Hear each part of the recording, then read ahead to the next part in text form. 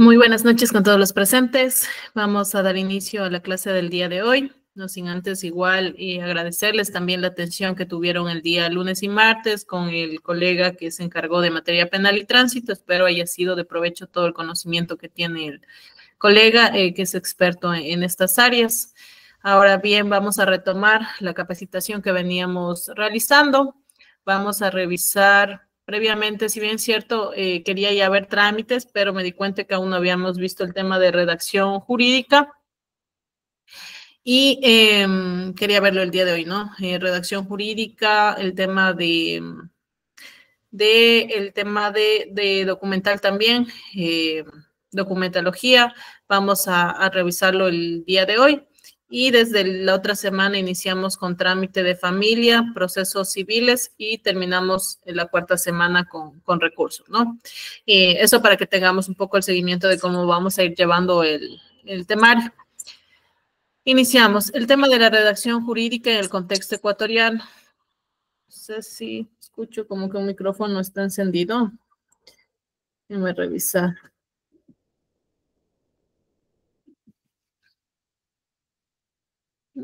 No. Bueno, vamos a continuar con la clase del día de hoy. Vamos a ver el tema de la redacción jurídica, que es algo básico, previo, que quiero que revisemos antes de iniciar con los trámites que se va a realizar ya en materia con el Código Orgánico General de Procesos, en cuanto a familia, materia civil. Es algo importante y que debemos conocer como abogados y debemos saber redactar, argumentar correctamente para tener éxito o mayor porcentaje de probabilidad de éxito en las causas que patrocinemos. La redacción jurídica, por tanto, es el proceso mediante el cual se confeccionan los textos legales, los cuales deben ser claros, precisos y jurídicamente correctos.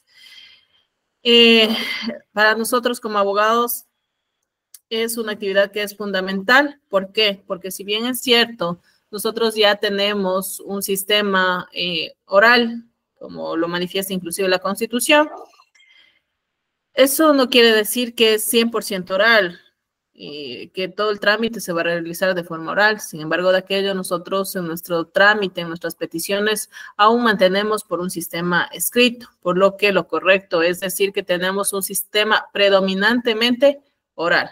Es decir, que aún se mantiene actos procesales por escrito. Por ejemplo, ¿qué actos procesales nosotros presentamos por escrito? Tenemos los actos de proposición. ¿Cuáles son estos actos de proposición? Son el primer acercamiento que nosotros tenemos con los jueces, ¿no es cierto? Vamos a tener el primer acercamiento de contarle los hechos, de contarle qué estamos solicitando, qué petición y qué pruebas tenemos de aquello, ¿no?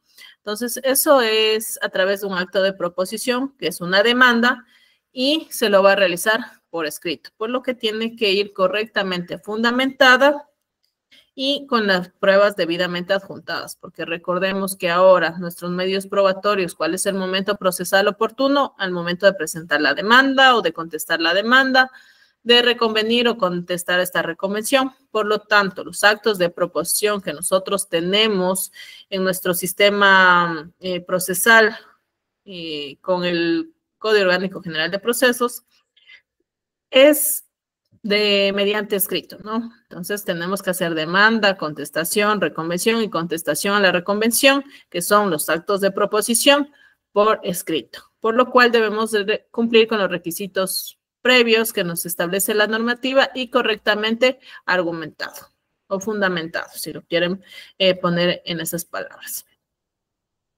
De ahí que, aparte de eso, nosotros vamos a tener, si es que ustedes fungen o quieren participar o postular para ser ayudante judicial, de igual forma van a tener que fundamentar sus despachos jurídicos, sus despachos o su respuesta judicial a las peticiones de las partes procesales, por lo que también van a tener que hacer una correcta redacción jurídica para dar respuesta judicial a esos requerimientos y peticiones de las partes procesales.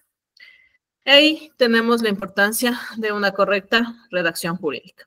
Ahora bien, características generales, porque estos son características generales que debemos cumplir cuando nosotros redactemos una un escrito, una petición, una solicitud, un oficio, un correo electrónico, dependiendo las causas y los medios que tienen de información para solicitar algún requerimiento que ustedes tengan en el patrocinio de las causas, o a su vez desde funcionario público que ustedes despachen estas causas o den paso a los requerimientos que les van realizando, de acuerdo a la función que ustedes tengan.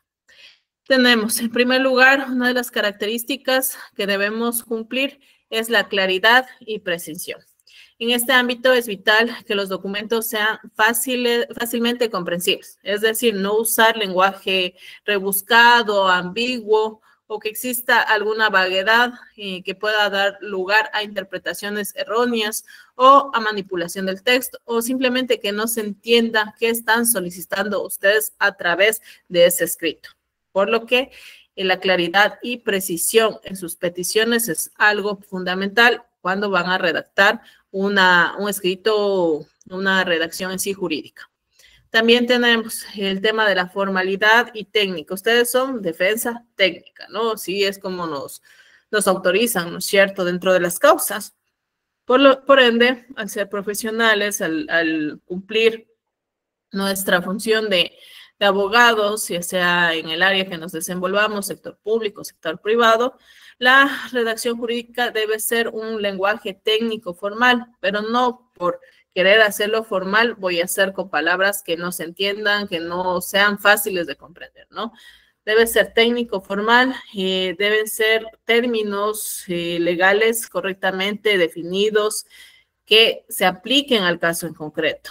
Obviamente que en este tema de la formalidad y técnica también nos vamos a valer del texto normativo, de la jerarquía normativa. Es decir, que vamos a tener que cumplir con estos lineamientos y aplicarlos en nuestra redacción también. Y por último, tenemos una de las características, ya sea, como les digo, funcionario público, funcionario privado, que tenga su despacho jurídico, que trabaje en una firma de abogados, su redacción debe ser objetiva, imparcial, es decir, que no debo yo dar mi criterio subjetivo o mi propia opinión personal dentro de un escrito, porque obviamente que va a afectar el carácter legal de los documentos. Nosotros al momento de redactar debemos ser muy objetivos e imparciales, de acuerdo a la normativa, a los hechos, haciendo una correcta subsunción o inferencia de estas premisas. Tenemos que dar un resultado, por lo que una redacción que no tenga esos tintes de, en mi opinión, en mi criterio, sí debe proceder, le quitan ese carácter objetivo y la fuerza de su documento, por lo que se recomienda que sea una redacción muy técnica, formal, en la que no esté poniendo mi propia opinión dentro de ese texto jurídico.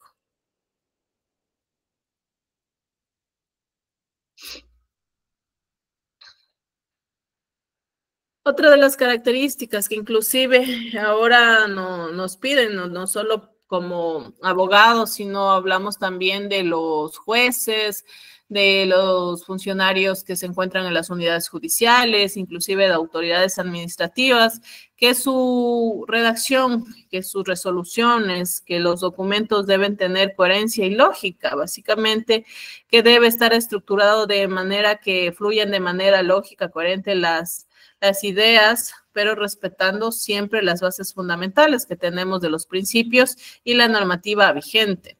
Es decir, cuando nosotros vamos a redactar, tiene que tener un sentido de ser de nuestra redacción. De todo lo que nosotros vayamos poniendo, tiene que ir como un engranaje, coordinando todo para dar el resultado, que es la petición que nosotros estamos realizando. Si yo les estoy hablando de que nosotros somos una defensa técnica, somos abogados, que tenemos que tener también el conocimiento de leyes, de principios, de normativas, de los tratados internacionales, por lo que es preciso que en sus peticiones tengan de preferencia el cumplimiento de normas y principios jurídicos, es decir, que en su redacción también tengan su respaldo jurídico. ¿Cómo lo van a realizar?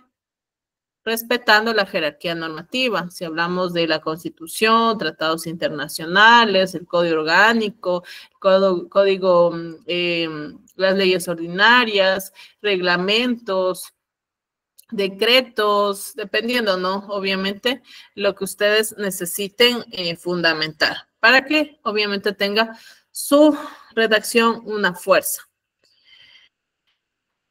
Como les manifestaba, el uso de la normativa en el ámbito o la petición o el requerimiento en casos en concretos que ustedes tengan es fundamental, por lo que aquí también una recomendación es, una vez que ustedes ya tienen conocimiento de los hechos del caso que les vengan a contar o que ustedes están despachando, revisan el caso, se van en primer lugar a la normativa que lo regula. Eso en primer lugar. Y lo básico de esto también es la Constitución de la República del Ecuador, porque hay derechos y principios y garantías que debemos cumplir o respetar o proteger también al momento de nosotros despachar o dar respuesta o al momento de hacer nuestras peticiones. Por lo que es una de las características que se debe cumplir al momento de hacer o redactar jurídicamente. Tipos de documentos jurídicos nosotros hacemos, si son servidores públicos, despacho de causas, inclusive van a hacer una redacción de una sentencia, resoluciones, van a aceptar acuerdos, van a hacer el despacho diario de las causas.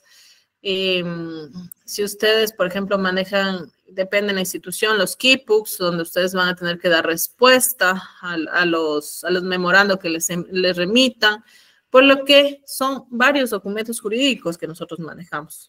A pesar de, como les digo, el sistema, tenemos los principios de oralidad y todo aquello, aún nos manejamos muchos trámites con el sistema escrito, por lo que hay que saber redactar correctamente o mínimamente, que tenga coherencia, sentido, para que pueda llegar el mensaje y nos pueda dar despacho a lo que nosotros estamos requiriendo. ¿Qué hacemos como abogados en libre ejercicio? Hacemos contratos, hacemos las minutas, las famosas minutas, escritos, oficios, las demandas, las apelaciones, los recursos. Vamos a hacer el tema de redacción de testamentos, posesiones efectivas. Vamos a redactar alguna petición en concreto a una institución, por lo que nosotros manejamos una amplia gama de redacciones que tenemos que realizar. Eso hay que tomar en cuenta.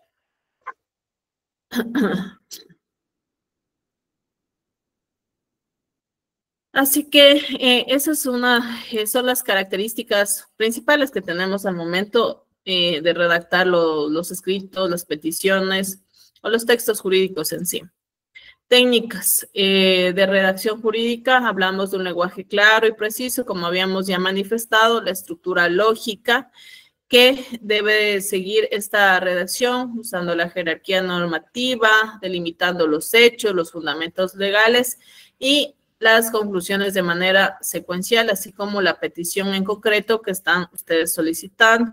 La redacción de artículos legales tiene que ser directo, detallado, sin redundar y asegurando que la ley se aplica en el caso práctico, en concreto y específico. ¿Por qué? Porque la ley es general, la ley es amplia, general. Inclusive aquí también podemos usar jurisprudencia que tenemos en ese y que puede ser aplicado al caso que ustedes estén patrocinando. Tienen que aterrizar la normativa que la tenemos en general, aplicando al caso en concreto.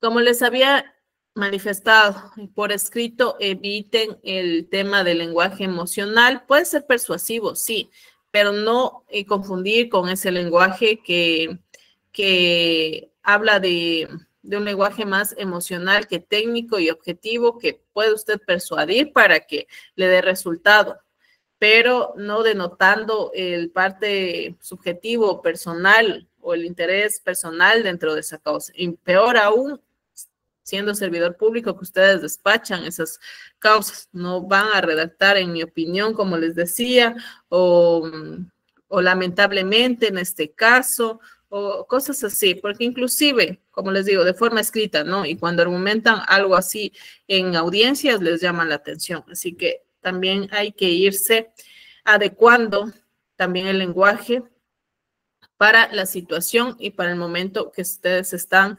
realizando en el trámite de las causas. Obviamente, antes de pasar a gestión documental, vamos a enfatizar qué sirve la práctica, porque vamos a ver libros de argumentación. Yo les he subido libros de argumentación, les he subido también, ahí mismo está una carpeta de argumentación jurídica que va a ser el extra o el documento complementario a la clase del día de hoy. Tenemos varias lecturas, pero me gusta llevarlo también a lo que me ha servido y a la práctica, lo que he ido aprendiendo también durante la experticia profesional y que también de colegas he escuchado que les ha servido mucho y que es una aplicación sencilla y que obviamente ustedes ya recibieron esto en la universidad o han escuchado o si no, están revisando en la universidad, pero a mí una aplicación para, sobre todo, cumplir los parámetros mínimos de una redacción correcta. Tenemos las premisas, nos han dicho, ¿no es cierto? Los silogismos, las premisas, estamos hablando de que tenemos la premisa mayor, la premisa menor, de ahí viene a través de una inferencia, que básicamente es la concordancia entre la premisa mayor y la menor, nos da una conclusión. Y aquí, obviamente, cuando hablamos de argumentación jurídica, nos ponen algunos detalles extensos que para la aplicación muchas de las veces nos perdemos, ¿no? Pero vamos a hacerlo simple. ¿Cómo se puede aplicar en cualquier tipo de texto jurídico que ustedes estén redactando para que mínimamente esté correcto, bien sustentado, redactado, fundamentado y no vayan a tener problemas en que les manden a aclarar, a completar o que no se entienda lo que están pidiendo?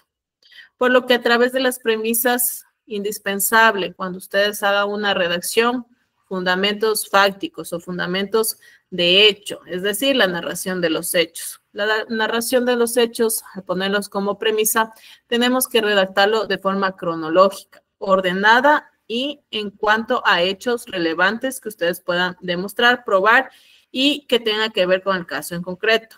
No vamos a hacer una narración de los hechos desordenada en primer lugar, que exista hechos que son para otros trámites o que no tengan nada que ver con el trámite que ustedes están poniendo, porque pasa mucho que nuestros clientes nos van a contar todo, nos van a contar y es nuestro trabajo, de hecho, que sacar toda la información que nos puedan proveer nuestros clientes, ¿no? Para nosotros saber qué trámite podemos realizar.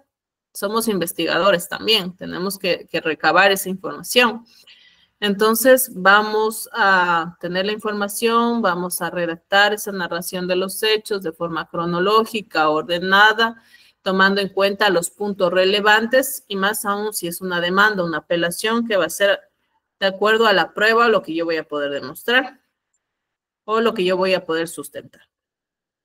Eso en primer lugar con esta premisa. Luego vamos con la siguiente premisa. Y eso es básico que debería tener todos los, o la mayoría de peticiones, ¿no? Los hechos. ¿Por qué están pidiendo eso? ¿Qué pasó?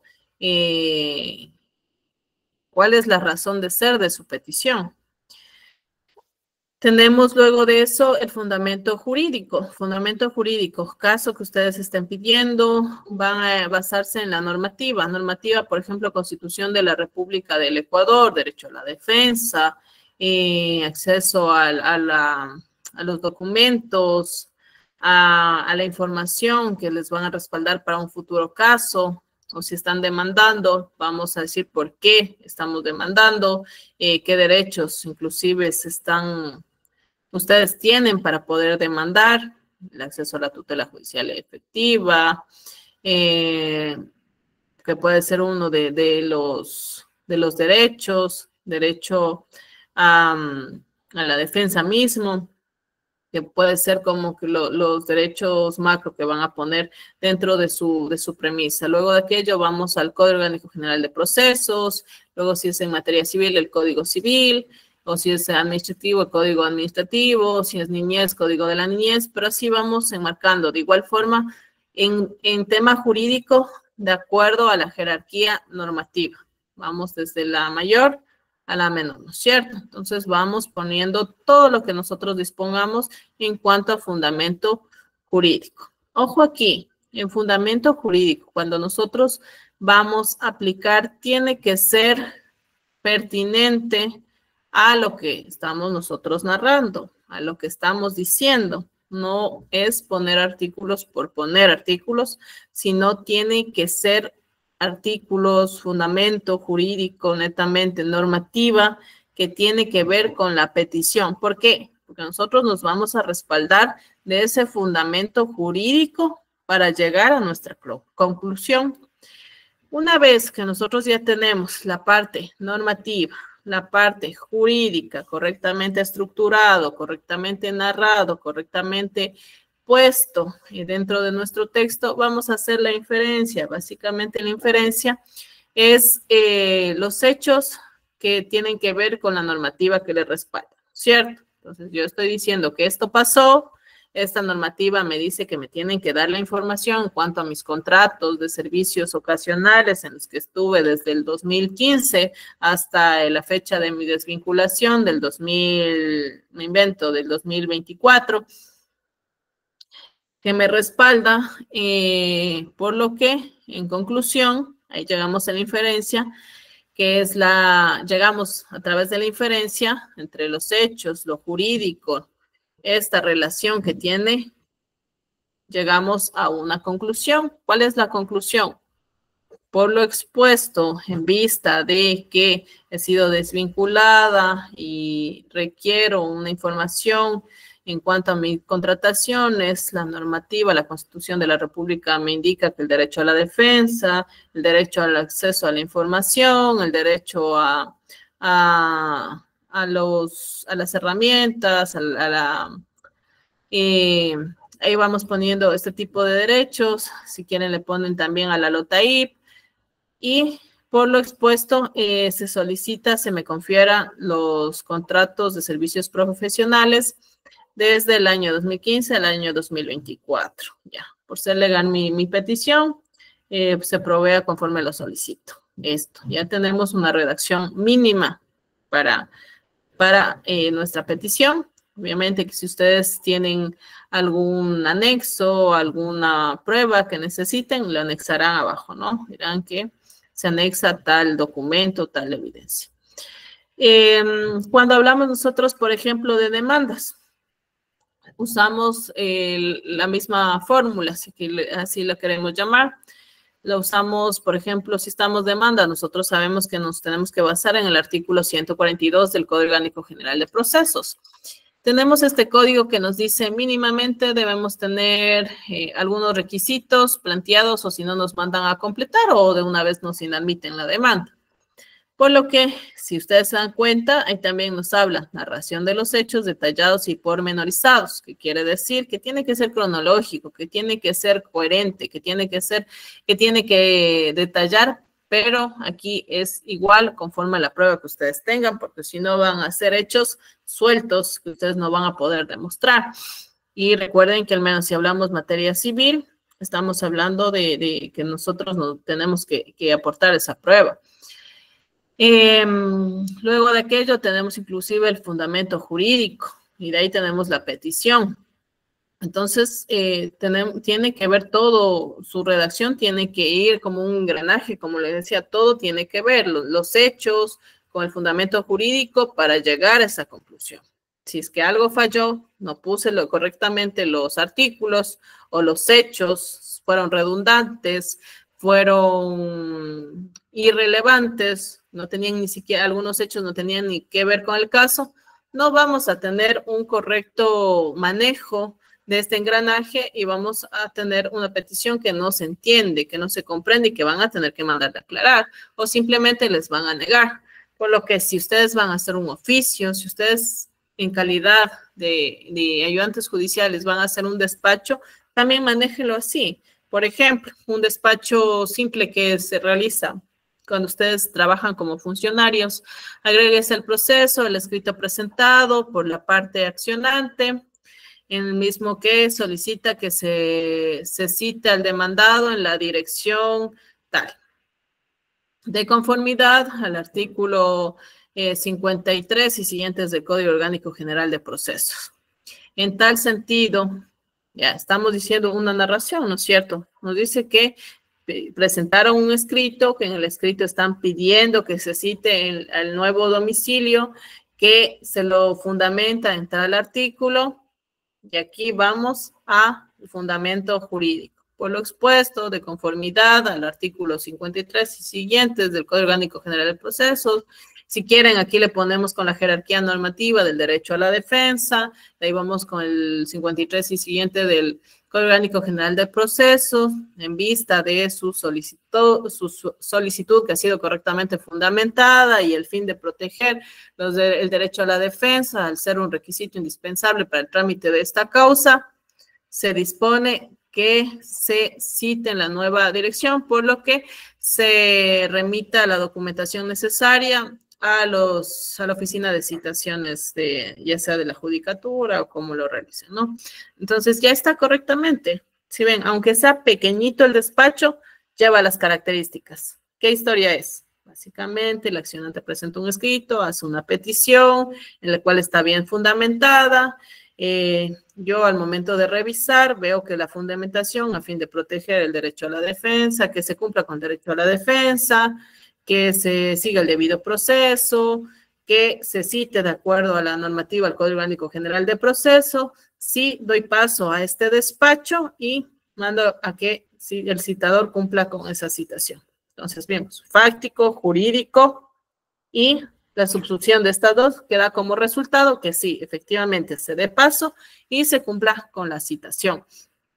Eso es lo que mínimamente van a tener que realizar cuando ustedes hagan los despachos jurídicos, ¿no? Ya sea desde funcionarios y ya sea desde abogados, litigantes. Eso quería manifestarle como que el tip práctico de cómo aplicar, de que no les falte. Siempre, jurídico, la historia. ¿Qué pasó?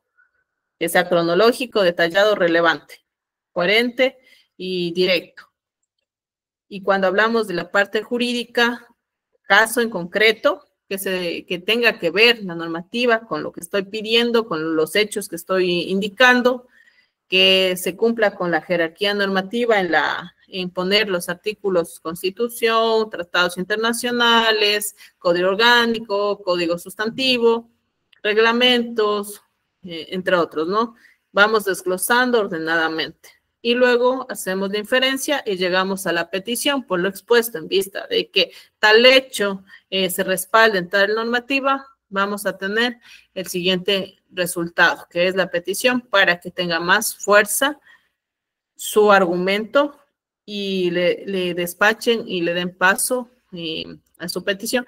Claro que yo he visto y sé que muchos de los colegas también experimentaron eso, que en la actualidad inclusive hay muchos funcionarios que nos despachan en dos líneas. Uno se hace una correcta o se trata de hacer lo mejor posible una redacción y nos despachan con dos líneas, o que nos pone, se proveerá en el momento procesal oportuno, o no procede, o no se da paso por improcedente, que no nos dicen ni qué pasó ni por qué, y uno toca estar insistiendo y luego revisan bien y sí te daban paso, ¿no? Esa es la realidad en la que vivimos, pero como siempre les insto en hacer las cosas con el plus correctamente, porque sí da resultados. A largo plazo da resultados. Tal vez a corto plazo se frustren y digan, no está dando resultado.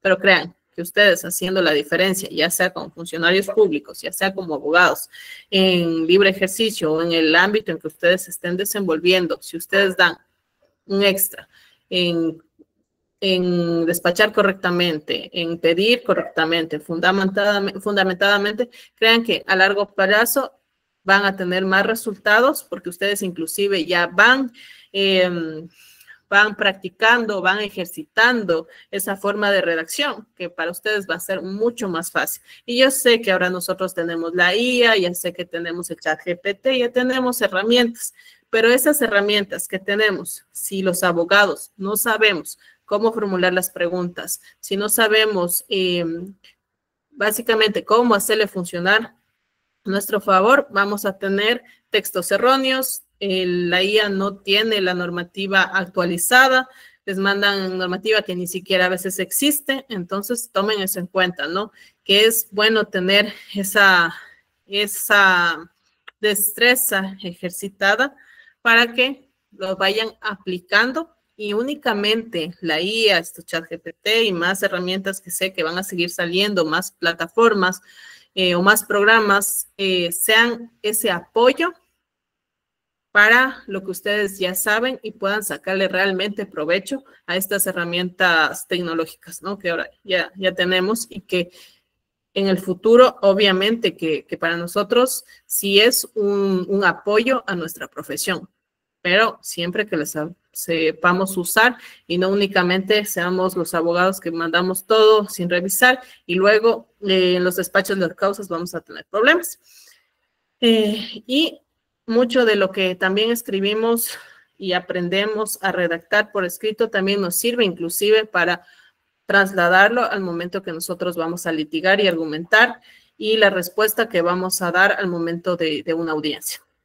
Entonces, es como que eso quería manifestarles en cuanto a la redacción jurídica y el complemento lo tienen en el Drive con las lecturas y los libros que he subido y las lecturas de artículos científicos, organigramas también de esos mismos libros para que sea un poco más sencilla esa información y ustedes también puedan complementar cada una de estas clases. Así que de repente si tienen alguna pregunta en cuanto a la argumentación jurídica o algo que les sirva, ustedes aprendieron también en la universidad, que nos puedan compartir, con gusto estamos aquí para aprender también de ustedes y compartir el conocimiento que cada uno de nosotros hemos aprendido durante nuestra vida profesional, ¿no? O nuestros estudios.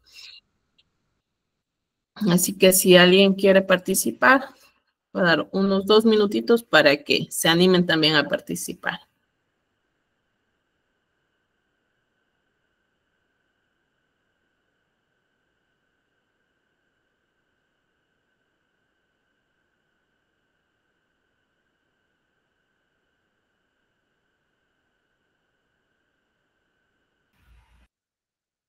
¿Cómo está? Buenas noches, mi estimado Fabián. Cuéntenos. ¿Cómo está, doctora? Bueno, sí, una pequeña reflexión sobre el tema de lo que comentaba sobre el ChatGPT y la inteligencia artificial.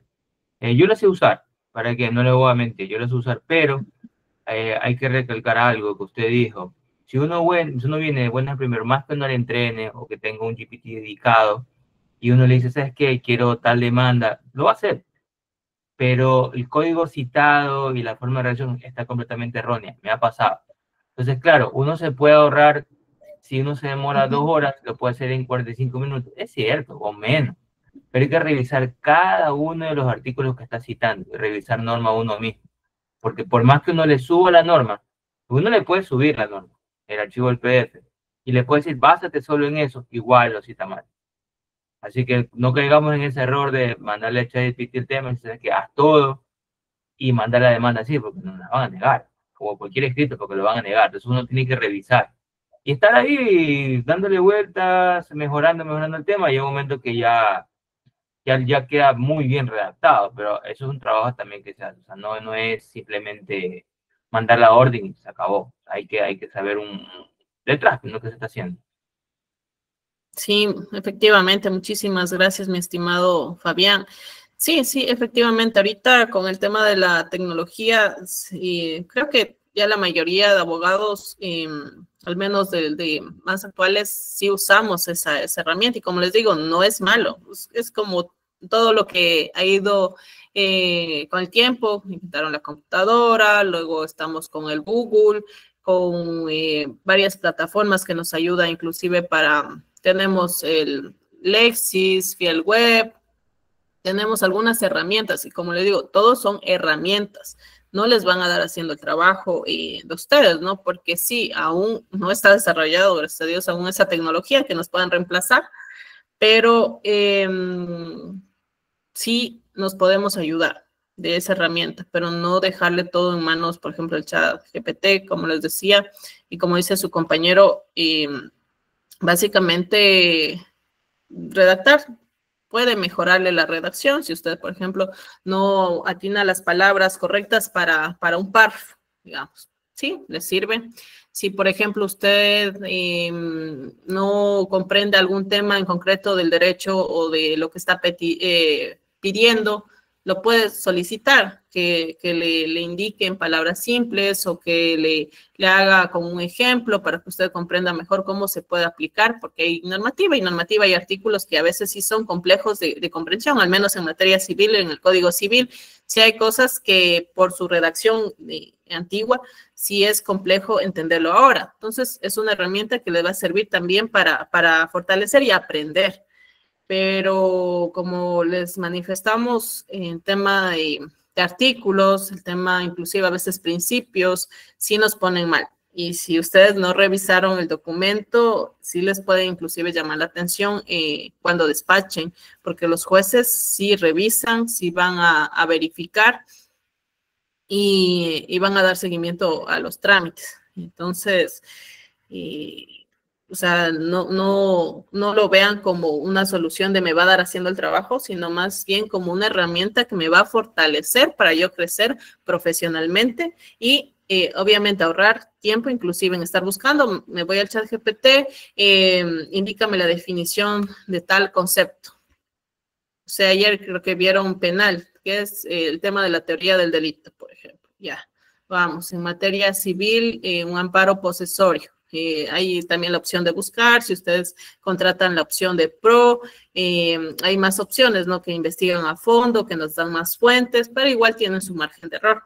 Entonces, úsenla como herramienta, más no como un medio para dejar que haga todo el trabajo sin ustedes tomarse el tiempo también de revisar y sobre todo fortalecer estas habilidades. Porque estas habilidades les van a servir, como les digo, a largo plazo, les van a ir sirviendo y con la herramienta ustedes van a ser más productivos. Obviamente, con estas herramientas o la tecnología no es malo, sino hay que saberlas acoplar a nuestra profesión. Y es lo de ahora, si es que no lo sabemos usar, nos puede perjudicar. Así que sí hay que ir conociendo, implementando, aprendiendo, ejercitando nuestras habilidades también para identificar, inclusive cuando el chat no tiene razón en lo que nos está diciendo, porque tiene muchas fallas. En el nivel jurídico sí hay bastantes fallas y no se confíen en esa, únicamente en esa herramienta, ¿no? Verifiquen, existen más herramientas y sobre todo su propia lógica al momento de redactar, sí les va a dar ese plus en su profesionalismo, sobre todo.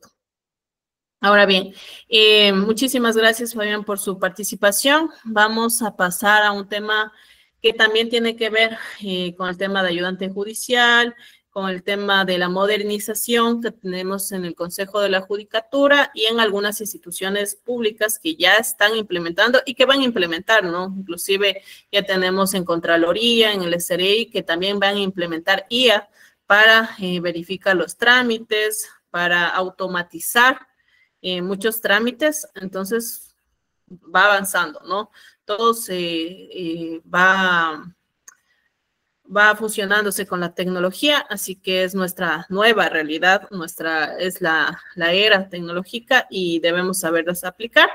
Cuando hablamos nosotros de la gestión documental, es esta disciplina encargada de la organización, almacenamiento y recuperación de documentos, ya sea en las instituciones o entidades, pero también de forma privada en nuestros despachos jurídicos. Tenemos que es un factor determinante para garantizar la eficiencia y eficacia del trabajo jurídico, tanto en el sector público como en el privado. ¿Por qué decimos que es importante la gestión documental? Ustedes han ido a la notaría. ¿Qué pasa si se pierde una escritura pública y yo no fui y no inscribí en el registro de la propiedad? ¿Qué pasa? básicamente nos quedamos sin el respaldo, ¿sí? Porque la notaría, por ejemplo, tiene el respaldo de las minutas, de las firmas, el reconocimiento, por ejemplo, de una compraventa. Entonces, si yo perdí el documento, voy a la notaría, pido una copia y tranquilamente hago los trámites. Pero el respaldo original está en la notaría. Eso es gestión documental. Eso es el tema de la organización, del almacenamiento, del archivo que tiene. Ahora bien, en el Consejo de la Judicatura se ha mantenido a través del tiempo la gestión documental o este almacenamiento a través del archivo físico. Por muchos años fue así. Tenemos el sector de la un sector del Consejo de la Judicatura, un archivo que tienen de los archivos pasivos y de los archivos activos. Hablamos de estos documentos de los procesos activos cuando están en trámite y los archivos, los que son de años pasados, que inclusive ya se archivaron, que ya no hay más recursos, que ya se cumplió a veces la sentencia o que se declaró el abandono y que ya no tienen actividad procesal. Ahí tenemos esos archivos. Pero de igual forma, como les manifestaba el otro día, por este tema de esta enfermedad o esta pandemia del COVID,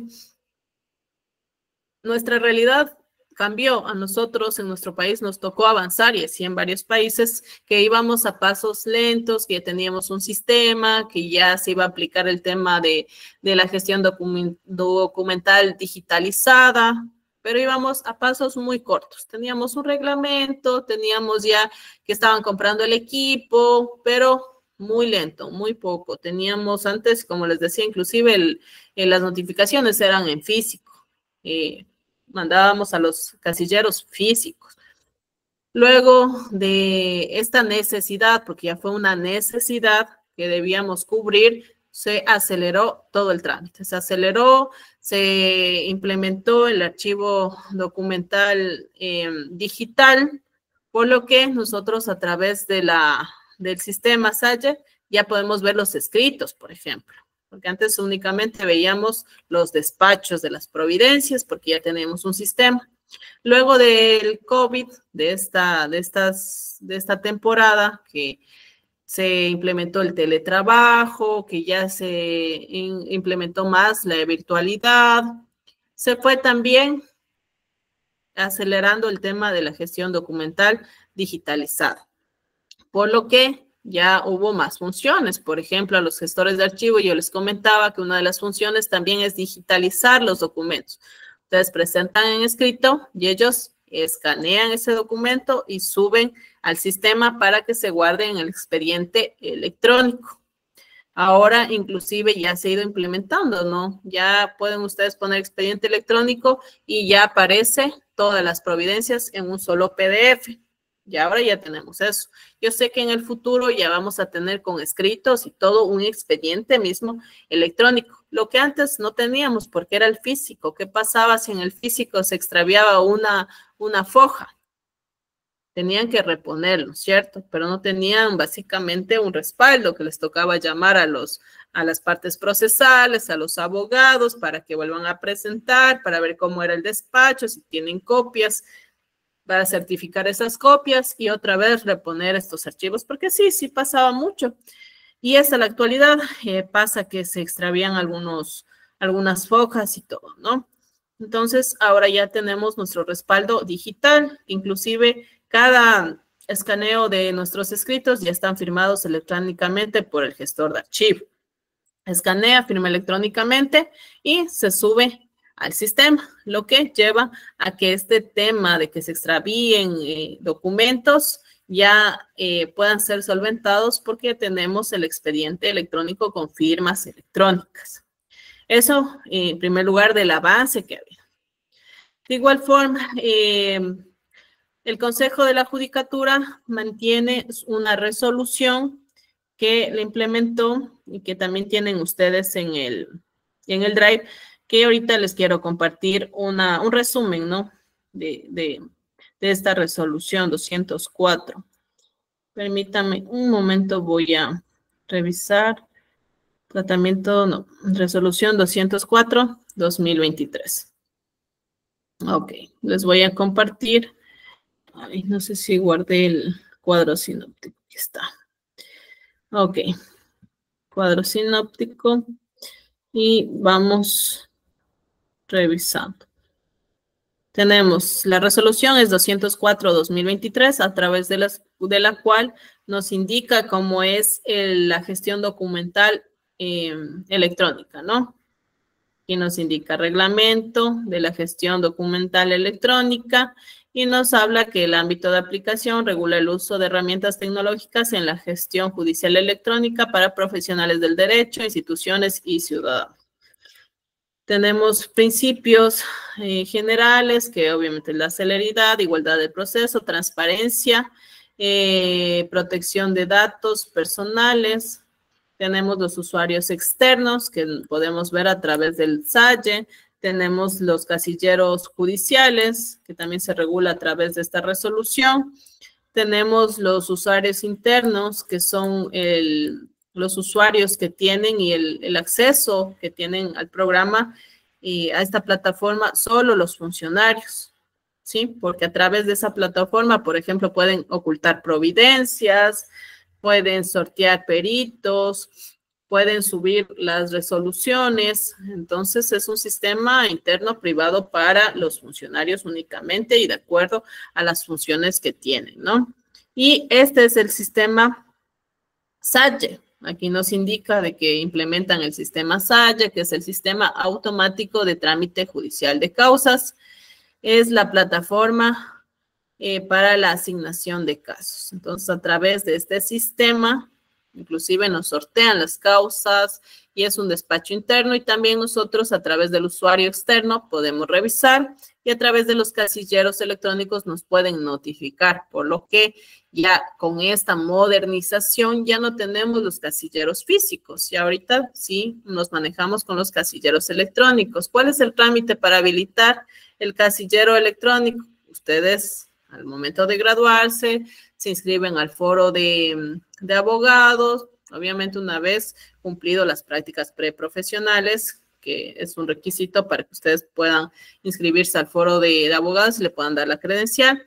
Ustedes una vez inscrito al foro de abogados, tienen que poner ojo ahí el correo electrónico, que tiene que ser el que ustedes usan, el vigente, porque a veces pasa, y a mí me pasó, por ejemplo, que yo había puesto mi correo electrónico, que luego ya se me llenó, yo abrí otro, ya ni me acordaba la contraseña, y ahí mandan el código de activación. Entonces me tocó ir a actualizar mis datos, y de ahí que me envíen el código de habilitación de este casillero. Porque a nosotros ya nos designan, todos con nuestro número de cédula tenemos nuestro casillero electrónico. Pero para poder hacer uso, sí necesitamos un código de activación y les van llegando las notificaciones. Ustedes pueden ingresar, inclusive ahora ya los escritos electrónicos, demandas electrónicas, podemos revisar las causas que patrocinamos, qué son las facilidades que nos da. Como les digo, a través de la tecnología ya podemos expandir, inclusive patrocinar más causas, podemos revisar esas causas, podemos presentar escritos en otras provincias. Se abre un abanico de posibilidades y con la tecnología se va ahorrando también el tiempo y los recursos que se invertía antes en presentar imágenes en escritos. Inclusive las audiencias ya son telemáticas, entonces todo va avanzando conforme a la tecnología, ¿no? Por lo que ahora sí se necesita tener una firma electrónica. Tengan en cuenta que ahora es necesario que nosotros como abogados tengan su firma electrónica para la presentación de escritos y de igual forma, en la medida de lo posible y de acuerdo a los temas que ustedes necesiten, sus clientes también deberían sacar esa firma electrónica. Ahorita inclusive hay ese Security Data que les dan ese mismo día. Ustedes hacen la transferencia y les dan, pueden sacar por una semana, 2 semanas, año, 2 años, hasta 5 años, me parece que tienen la posibilidad de sacar esas firmas electrónicas e ir despachando también sus causas. Y como funcionarios dentro de la institución, la misma institución también les asigna estas firmas electrónicas, la misma institución. por lo que ahorita el trámite se ha ido automatizando. Instituciones, por ejemplo, que han ido también en esta nueva era realizando esta gestión documental sistematizada, digitalizada, ya tienen su base de datos, su respaldo. Estamos hablando, por ejemplo, del registro civil. Tanto es así que nosotros podemos hacer inclusive la solicitud en línea y nos mandan a nuestro correo electrónico los certificados de nacimiento con la firma electrónica, los códigos, ¿no es cierto? Inclusive de barra nos saben enviar y es válido para presentar dentro de nuestras demandas. También tenemos, por ejemplo, el registro de la propiedad. Inclusive ustedes van al registro de la propiedad de la ciudad de Quito. Ustedes van y ponen el código catastral, número de cédula y ya pueden revisar qué bienes tiene esa persona. Cómo está ubicado, dónde está ubicado, qué valor está evaluado por el municipio. Imagínense eso es digitalización. Y eso nos ahorra a nosotros mucho tiempo también de consultar este tipo de información. Porque imagínense, a nuestro cliente le debe y vemos que sí tiene un predio.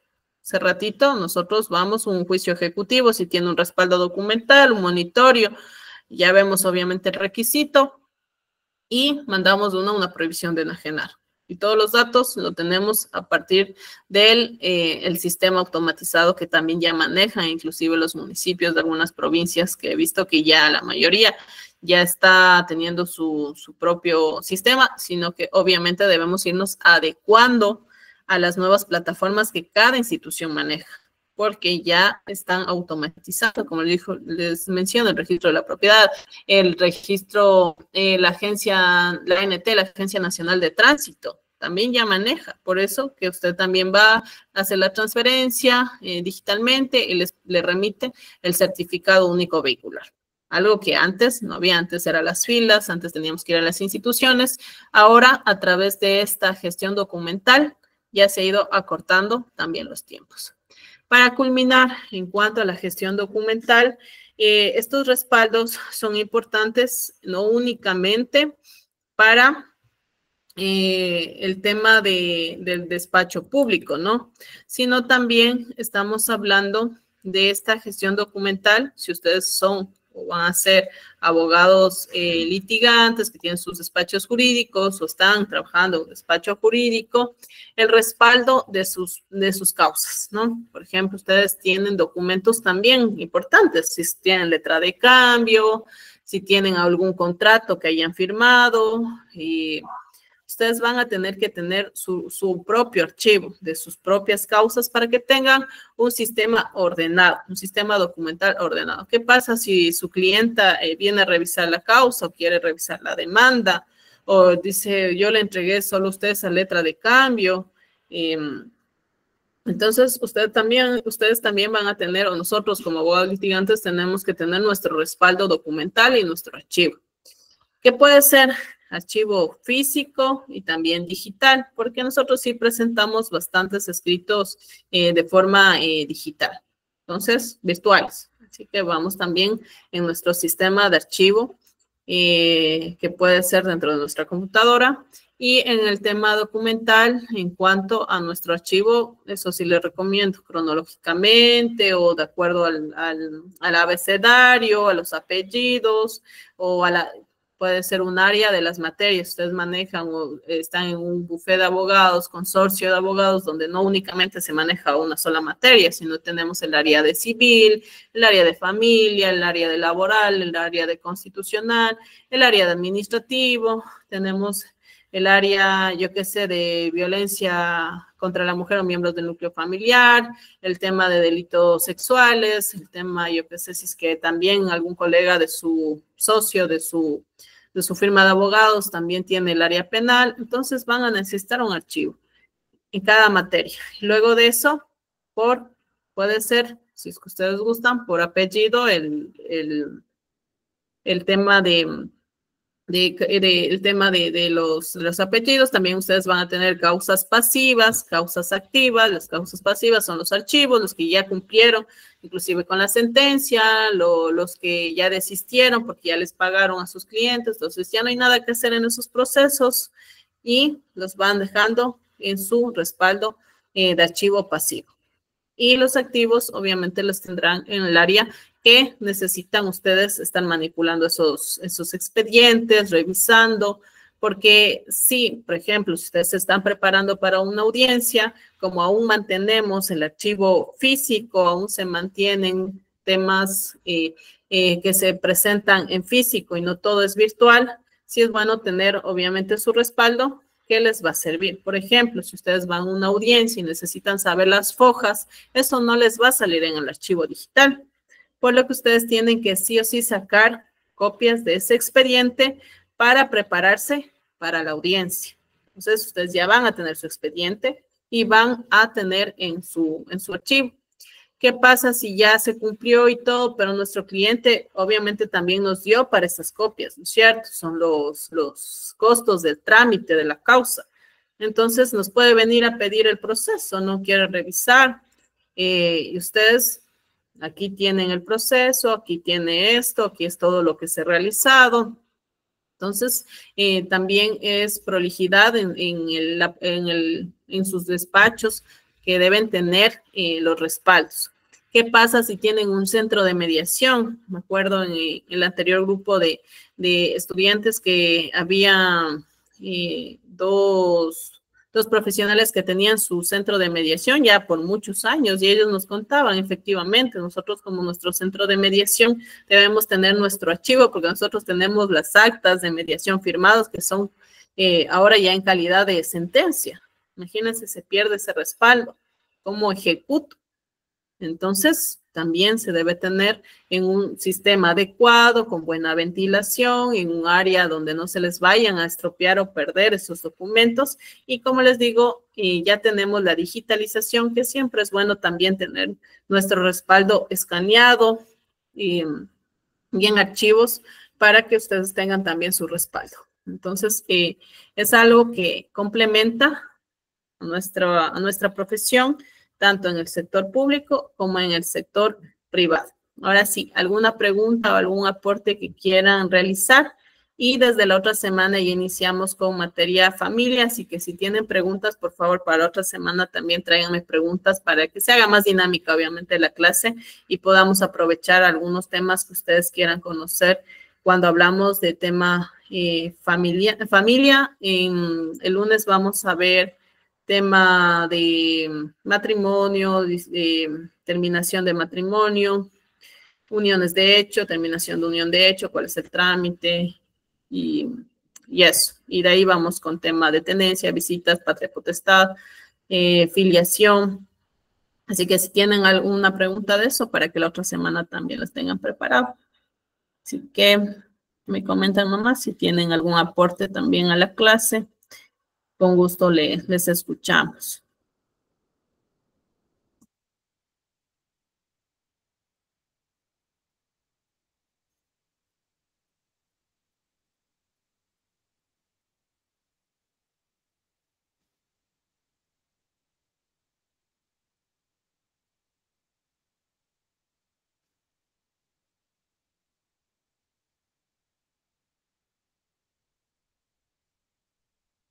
Ok, si no tenemos más preguntas, nos quedaríamos con esos temas para la siguiente semana. Muchísimas gracias por su atención, por la participación también de su compañero y nos vemos el día lunes. Que tengan una excelente noche. Muchísimas gracias. Hasta luego. Hasta luego. La siguiente semana, gracias.